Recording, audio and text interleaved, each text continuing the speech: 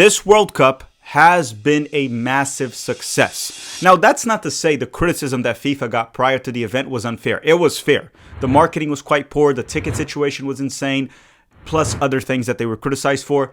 Not relevant for this time. I still stand by everything I said. But this World Cup has been a tremendous success.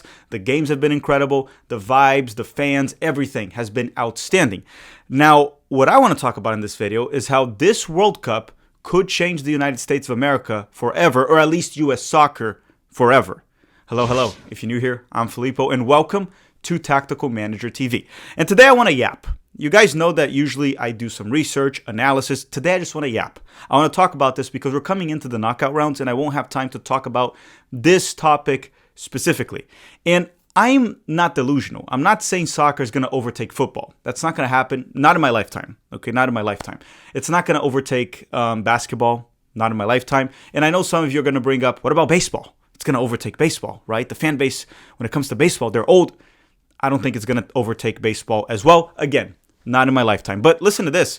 The U.S. men's national team numbers in the World Cup, the viewership numbers on Fox and Telemundo, they're very much comparable to NBA Finals numbers.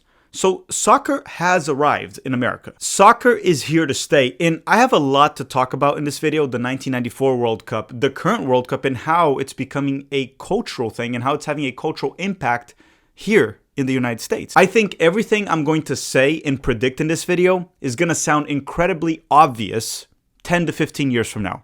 But right now, there's going to be a lot of skeptical. So just sit back, relax, drop a like in this video. Just do it right now. It's a great way to support the channel. And let me know in the comment section down below. If you are American, okay, if you are American, how did you get into soccer?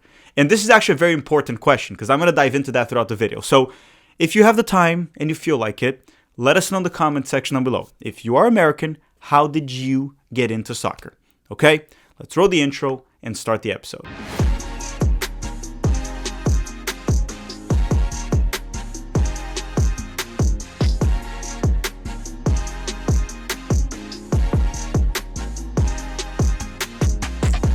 Okay, so before I even start talking about what's going on now, I must debunk one myth. And before I even get to that, this video is brought to you by WiiM, but more on that later. So the first thing I want to debunk, when I talk about this, how this World Cup is going to change soccer in America forever, people will say, we already hosted a World Cup in 1994, and it didn't do that. Well, first things first, it did.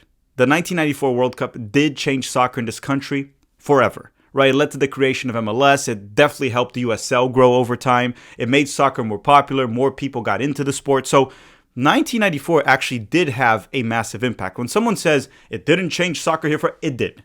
Okay, it did. Sure, it didn't become the number 2, number 3 sport in this country, which even this World Cup probably won't do that, but it did. But here's the other thing. This World Cup, it's different than 1994. And I'll give you a few reasons why. First, we live in the social media era that I'm going to talk about that very soon. Back in 1994, the average American probably didn't even know the World Cup was going on in the World Cup. And I mean, I'm not old enough to have experienced it. So if you were, you let me know in the comment section. But if you're in the middle of nowhere, well, or in a city that wasn't hosting the World Cup, you could only hear about it if someone told you or if mainstream media talked about it, right? Many times to get it in your head. Nowadays, with social media, Twitter, Instagram, YouTube, everyone's talking about it. More than ever. Okay, so that's one thing. And we're going to talk about social media very soon. The other thing is, in 1994, we didn't have the soccer infrastructure in place that we have now. That's an important thing to mention. The stadiums, the facilities, the popularity of the sport, none of that existed in 1994. 1994 is essentially to get us where we are today. Now, today is to get us to that next level. And the other thing I must add, in 1994, even though, again, I'm not old enough to have actually experienced it, there were no real expectations on that U.S. men's national team, right? Legit expectations. They got out of their group, and that's pretty much like winning the World Cup for that team. And they actually did quite well. They got out of a tough group, and they lost to Brazil 1-0, and Brazil went on to win the World Cup. This group of players right now, and I'm not jinxing them, I'm just saying as it is, there are expectations. We topped our group at the time of this recording. We're going into the knockout rounds, and I'm hoping we win at least 2 knockout rounds, which would be simply incredible. And Americans like winners. And we're going to talk also about the dual nationals in the next section of this video. So now, let's actually dive into what is the impact that this current World Cup is having? Now that we debunked the 1994 myth that many people bring up, let's talk about this World Cup and everything that it's doing for soccer in America and how it's been a cultural movement at this point. But before we continue, if you want to watch World Cup games at home, which I'm sure you are, I hope you are, and you want better audio, we have a great sponsor for you.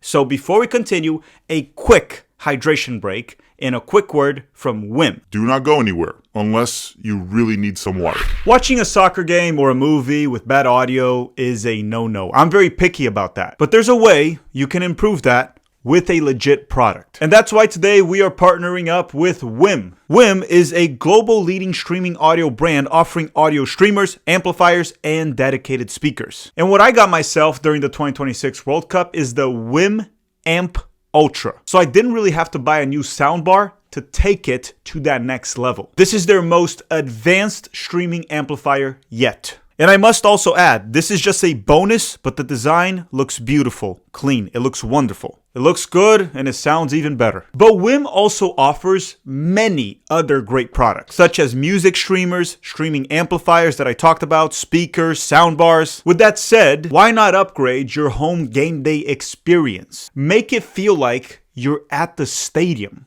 Transform your living room into a World Cup stadium. And if you want to get yourself a WiiM Amp Ultra, the link will be in the description of this video. And in the process, you'll be helping yourself and the channel. Again, link in the description of this video. Thank you very much, WiiM. Okay, we are back. Thank you very much, WiiM. Don't forget to drop a like in this video if you haven't already. So let's talk about the 2026 World Cup.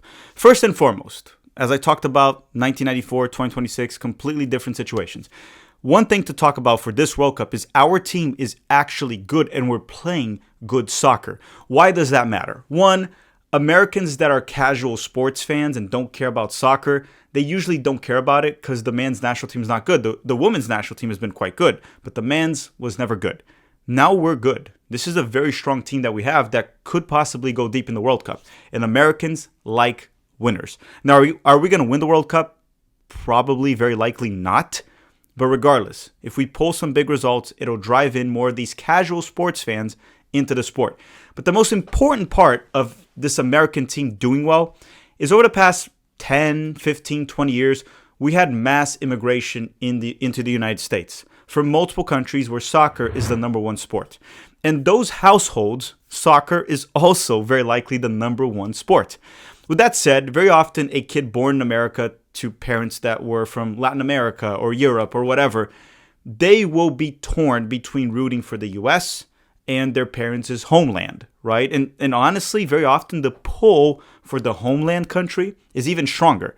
Why? Because they do better and the culture is stronger when it comes to soccer. The United States men's national team doing better than a lot of these countries, whether it is Colombia, Mexico, Brazil, whatever it is, right? Ecuador, whatever it is, can lead to a lot of these kids that are childs of immigrants that have moved to the US and they're American to convert to the US men's national team, to become US men's national team fans forever. And believe me, this happens. I am a dual national myself. Now, mind you, I never needed to be converted, always been split between both. I feel very much American. I feel very much Brazilian. So I don't see it that way. But I can understand that having an impact on a 7-year-old, an 8-year-old, a 10-year-old, a 12-year-old, 13-year-old, if America, the United States, is the successful country in this World Cup. Now, I don't mean by winning it, but let's say they go further than Mexico. We have 30 million Mexican Americans, or 30 million Mexicans or Mexican Americans, I think it's combined, living in the United States of America.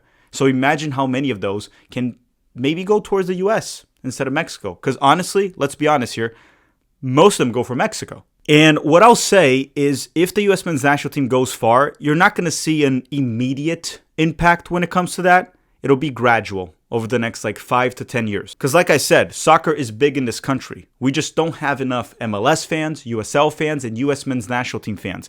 The most watched leagues in the United States are the Premier League and Liga MX, the Mexican league. If we can convert these guys into U.S. soccer fans, imagine the impact it would have in the U.S. soccer landscape. The second thing that is happening in the 2026 World Cup that I want to talk about is that this is the first World Cup where the U.S. men's national team is playing with not that many distractions going on in peak social media, okay? Let me explain to you. 2014 was a pretty big World Cup here in the US. I remember everyone was talking about it, a lot of watch parties. It was incredible. And social media was picking up back then, right? It was growing. It's nowhere, like right now, it's much bigger than it was in 2014. It's not even comparable, right? After the pandemic, it exploded more than ever. 2022 was a bit weird because the World Cup was during NFL and NBA season. It was like in December. It didn't seem to have the attention it deserved. In 2018, we didn't qualify. So this is actually the first World Cup we have during the summer, during peak social media, which again, back in 1994, you didn't have that, right? A lot of the Americans probably didn't even know the World Cup was going on. So you go online and you see iShowSpeed doing a World Cup stream, getting millions and millions of viewers, young kids getting into the sport because of that, parents following along, older parents, younger parents, they're going to put their kids to play soccer after the World Cup. I think many of us still underestimate the power of social media these days. Social media is way bigger than mainstream media, okay? Bigger than it ever was, actually. And the U.S. men's national team and the World Cup being successful here, we're seeing many of the internet grifters going towards the World Cup and starting to talk about it, even though they don't know shit of what they are talking about. But that is actually not a bad thing. It gets more people into the sport, more people interested. That is 100% not a bad thing. Are they cringe? Yes, they're cringe. I'm not going to name names here. You guys know who they are. But this social media era in the World Cup will have a massive impact. And again, you'll see this 5 years from now, 10 years from now. All of this will be obvious. Right now, some people are not talking about it or believing me. And think about this for a second. The United States is almost like becoming the soccer capital of the world.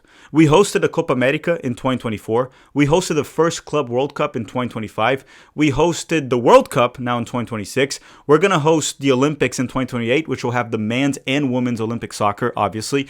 We're hosting the Copa America in 2028. That's what's being rumored. I think it'll happen. We are also rumored to host the Club World Cup again in 2029. We're going to host the Women's World Cup in 2031. And I wouldn't be surprised if the FIFA World Cup, the Men's World Cup, will be back here in 2038. So it's kind of crazy, but it almost feels like we're becoming the soccer capital of the world. And ultimately, I think what's going to happen is Europeans are starting to play their leagues outside of their countries, right? We've seen not leagues, but like Super Cup games in Saudi Arabia. And eventually, we're going to see La Liga, Serie A, and Premier League games outside of Europe. And don't be surprised if within the next like 6 to 8 years, we have like a Champions League final in the US because that's where the money's at.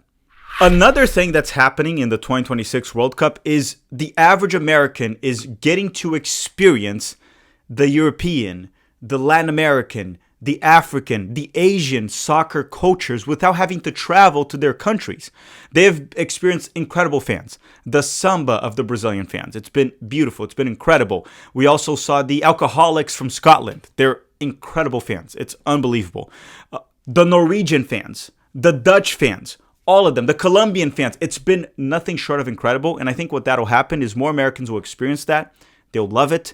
They'll want to travel, see it with their own eyes in those countries, and get more into the sport, just in general, right? If you like something, you get more into it. That is probably the most obvious statement I've ever made in my life, besides mentioning that I'm taller and better looking than Tom Cruise. I know that's obvious, but again, very often I am called Mr. Obvious. And there you go, you see? I have no plan for this video. I'm just yapping. So many Americans are experiencing this soccer culture for the first time in their lives, right? Some of them never left the United States, and some of them are too young to have experienced that in 1994. And I actually think in 1994, correct me if I'm wrong, I don't think this many fans, this amount of fans actually traveled to the US and gave us this experience that we're getting in 2026, but I could be wrong. Okay, so what is my prediction for after this World Cup? As soon as the World Cup ends, anyone that's involved in soccer, right, with soccer in the United States of America, will see a bit of a spike when it comes to revenue and interest. So MLS, USL, more people will be watching. There will be more interest. Obviously, they have to capitalize on that and keep those fans engaged and interested. I also think if you own a soccer school, you're probably going to have a few more students signing up. There will be more parents interested. That's going to happen. If you own soccer brands or social media, even myself, like the YouTube channel, very likely I'll have more viewers after the World Cup than prior. That is going to happen to everyone. Amateur leagues or semi-pro leagues like UPSL, there will be more interest. There will be more money flowing into it.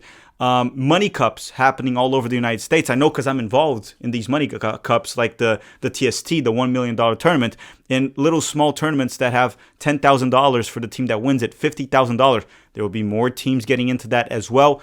So essentially what I'm saying is there will be a significant growth of soccer right after the World Cup, right? More money will flow into it. But in terms of like a cultural impact, I don't think we're going to see it until like 10 to 15 years from now, when the next generation comes up.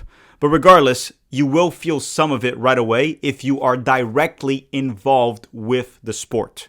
And I also think this U.S. men's national team, I think they're going to do very well in the 2026 World Cup. I think we're going to possibly get to a quarterfinals.